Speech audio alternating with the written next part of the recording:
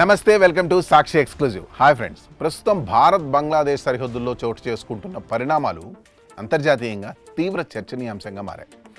గత కొన్ని నెలలుగా పొరుగు దేశాల్లో నెలకొన్న రాజకీయ ఆర్థిక అస్థిరతను ఆసరాగా చేసుకొని కొందరు అంతర్జాతీయ భారత వ్యతిరేక శక్తులు ఒక భయంకరమైన కుట్రకు తెరలేపాయి. ఒకే రాత్రిలో ఏకంగా 5,000 మందికి పైగా అక్రమ వలసదారులు, తీవ్రవాదులు, దళాలను భారత సరిహద్దు రేఖ వద్దకు చేర్చారు. ఈ భారీ మానవ సమూహం చాటున్న ప్రమాదకరమైన స్లీపర్ సెల్స్, అత్యాధునిక ఆయుధాలను భారత భూభాగంలోకి పంపడమే శత్రువుల అసలు ప్లాన్. ఇంత పెద్ద సంఖ్యలో జనం వస్తే భారత భద్రతా దళాలు ఏకకాలంలో తలపడలేరని శత్రువులు భావించారు. ఈ భారీ చొరబాటును సులభతరం చేయడం కోసం సరిహద్దుకు అవతలి వైపునున్న శత్రు దళాలు అంతర్జాతీయ నియమాలను పూర్తిగా గాలికి వదిలేశాయి. జీరో లైన్కు అత్యంత సమీపంలో రాత్రికి రాత్రే ఏకంగా 50కి పైగా రహస్య బంకర్లు, ముందస్తు స్థావరాలను నిర్మించాయి. ఇవి కేవలం సాధారణ టెంట్లు కావు. వీటిలో అత్యాధునిక స్నైపర్ రైఫిళ్లు, నెట్ విజన్ కెమెరాలు, మోటార్లను అమర్చారు.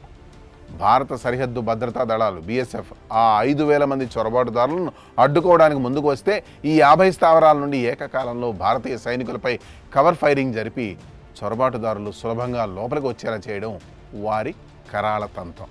ఇది భారతదేశ సార్వభౌమత్వంపై నేరుగా జరిగిన దాడి. కానీ శత్రువుల ప్రతి కదలికను భారత నిఘా డ్రోన్లు, శాటిలైట్లు నిశ్చితంగా రికార్డ్ చేస్తున్నాయనే విషయం వారికి తెలియదు. ఎప్పుడైతే ఈ సమాచారం సరిహద్దుల నుండి సౌత్ బ్లాక్కు చేరిందో వెంటనే మోడీ ప్రభుత్వం ఆర్మీ హైకమాండ్తో అత్యవసర వార్ రూమ్ సమావేశాన్ని ఏర్పాటు చేసింది. శత్రువుల కుట్రలను వేళ్లతో సహా తుడిచేసి సరిహద్దు పవిత్రతను రక్షించండి అనే స్పష్టమైన, కఠినమైన ఆదేశం జారీ అయింది. ఆదేశం వచ్చిన మరుక్షణమే అర్ధరాత్రి దట్టమైన చీకట్లో భారత సైన్యం, BSF జంటగా రంగంలోకి దిగాయి. భారత ఆర్టిలరీ విభాగానికి చెందిన బోఫోర్స్ లాంటి అత్యాధునిక ఫిరంగులు గగనతలంలో ఉన్న అటాక్ డ్రోన్ల సాయంతో లేజర్ గైడెడ్ లొకేషన్లను లాక్ చేశాయి. కొన్ని గంటల పాటు సాగిన భీకర ఆపరేషన్లో శత్రువులు కోట్లాది రూపాయల వ్యూహంతో నిర్మించిన 50 ముందస్తు స్థావరాలు అక్షరాల కాలి బూడిదయ్యాయి. అసలు ఏం జరుగుతుందో తెలుసుకునే లోపే శత్రువుల కమాండ్ నెట్వర్క్ పూర్తిగా ధ్వంసం అయిపోయింది. మరోవైపు సరిహద్దు వద్ద నిలిచిన 5,000 మంది చొరబాటుదారులను నియంత్రించడం భారత సైన్యం ముందున్న పెద్ద సవాల్.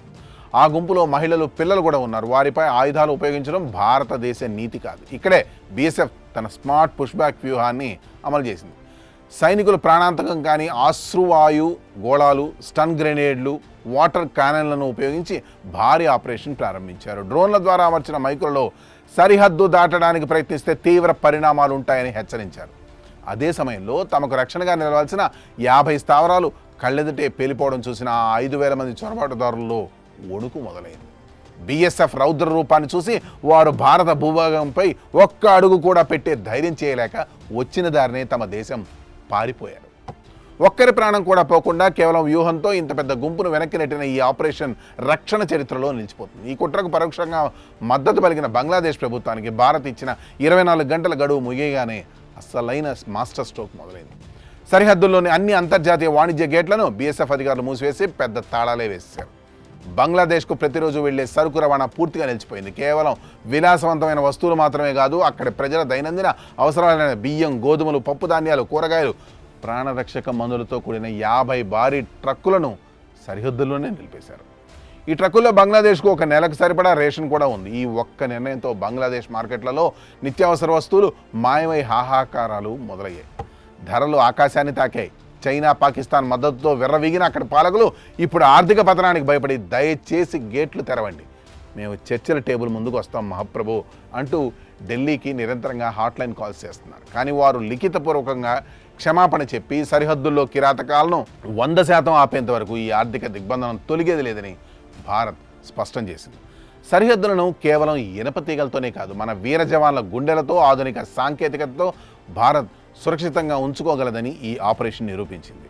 జై Hind. That's all for today. This is Harikrishna signing off for Sakshi exclusive.